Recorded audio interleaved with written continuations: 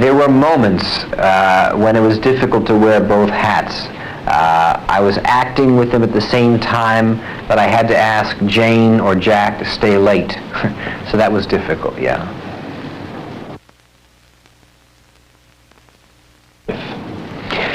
Yes, I made several films when I was younger, 16mm films, which gave me some sense of using the camera. Also, I worked with a television camera from a local news television station who helped me a lot with the technical work.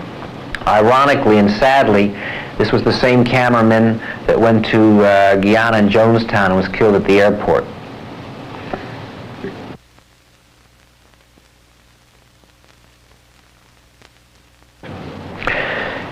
Compared to Cuckoo's Nest, yes, it was a different problem. In Cuckoo's Nest, the problem was that we were all in one location, which was the mental hospital, for such a long time.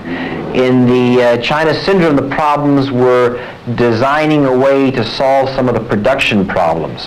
Also, I wasn't acting in Cuckoo's Nest.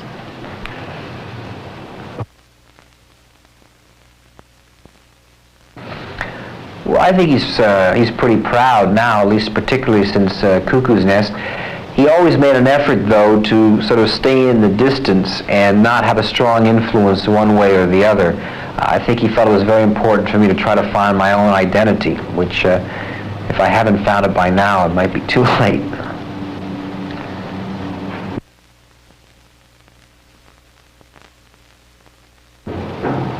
Yeah, he's got I mean, it's amazing. I have like a little tiny dimple. This boy is 8 weeks old. He's got a dimple in the middle of his chin you can't believe. Needless to say, his grandfather is pretty proud.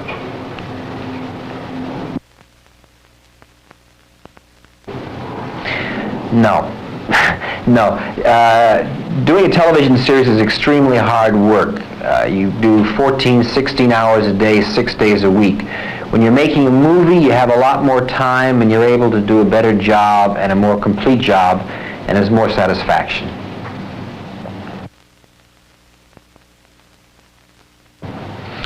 Well, I just think the China Syndrome is going to be as successful, as popular, and as controversial as One Flew Over the Cuckoo's Nest. Thank you.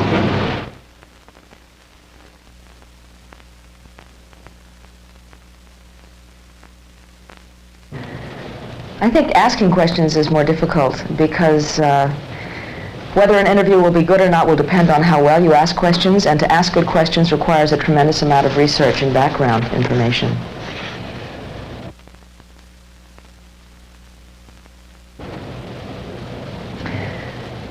No, the character that I play in the China Syndrome is based on several weeks of observation of several women in television news in Los Angeles, and then a composite of all of them.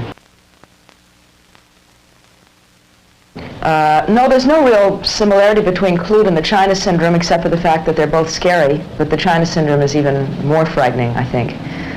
It's more of a thriller than Clute. Clute was more of a character study.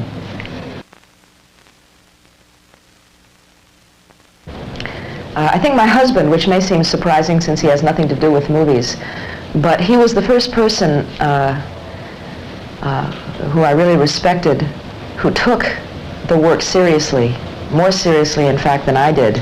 And he taught me to think a lot about the role of culture in a nation and to understand that we have a responsibility to contribute to it in a positive way.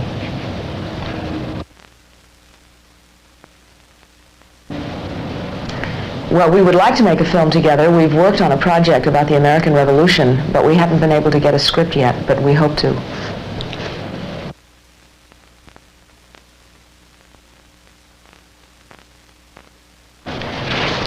Well, when you're as active as I am and my husband is, and on a lot of different levels, you have to organize your life very well. You have to say goodbye to leisure time, pretty much.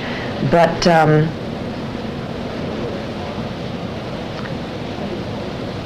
so far, so good. My family is happy. My children are stable. They keep me rooted in reality. They don't let me get spoiled. It's real easy in this business to start taking yourself seriously, but when I walk in the door, that all goes away, whether I like it or not.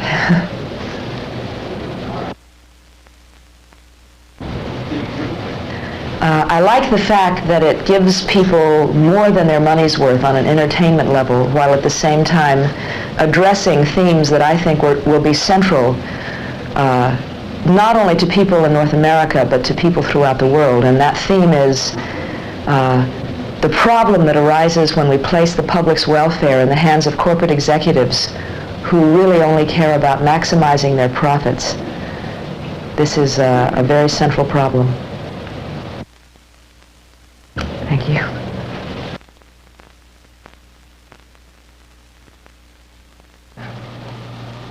Well, you're right. Yeah, it's been a year. I found a play called Tribute, which I love, that was written by Bernard Slade, who wrote Same Time Next Year, which was a big smash, and I was back on Broadway all last year doing that.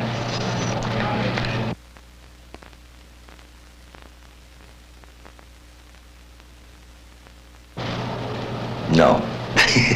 I hope I never do. That's a good question.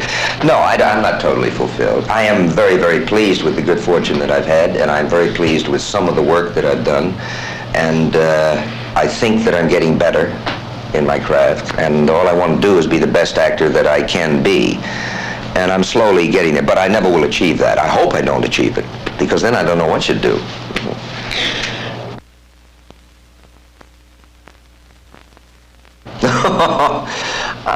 Where's the nearest gutter? I don't know. I'm very, very fortunate. From the time I was 8 years old, and I'm guessing at that, it may have been even earlier, all I ever wanted to be was an actor.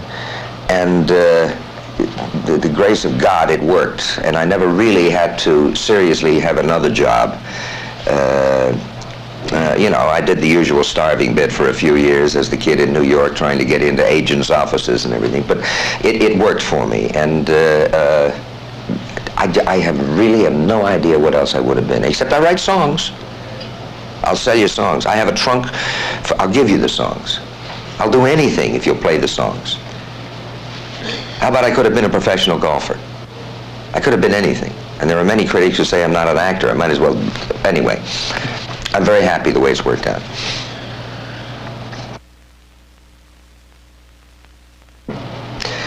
The fact that most of the well, not most of the dialogue, but almost half of the dialogue is scientific jargon and terms that nobody, including me, really understands. And yet you have to convey to the audience what is going on and evoke a sense of terror, really, in them, because there may be a fatal accident that I am trying to prevent in a power plant. And to do that only using words and scientific expressions is kind of a challenge. It intrigued me about the part. It's one of the reasons why I wanted to play the part. Plus the fact that I think whatever really, finally, when you get down to it, the character lives or rises or falls, let us say, not in what he says anyhow, but in what goes on in the eyes and what's going on in the gut and in the heart, I think. Oh yeah, I think well, the entire picture was a thrill as far as that goes. You know, as I probably said earlier, I've never been involved in a thriller, really, before, a Hitchcock-type film. And it's one of the few times I read a script where there's a terribly exciting plot. The story itself is like a murder mystery, you know, it's marvelous and it grips you. But unlike what happens most of the time in films like that, the characters are very, very rich. They're marvelous parts. Usually when the plot takes over and the characters are skin deep, and it doesn't matter because you're caught up in the plot, like in the airport films, etc. That's not the case in this one. The plot is exciting, and so are the characters. She's terrific. I just asked her. Oh, no. No, Jane is marvelous. I think that I've been very, very fortunate over the many years that I've been in films. I've worked with some extremely talented ladies and some very attractive and lovely ladies. I've never worked with anybody that I didn't like. I'm fortunate, I guess, in that aspect too. But certainly none more than Jane. I think that she has matured as a woman and as an actress as gracefully as one could ever hope. She's incredibly attractive, and I think that she is probably going to end up as the actress of her generation, I think.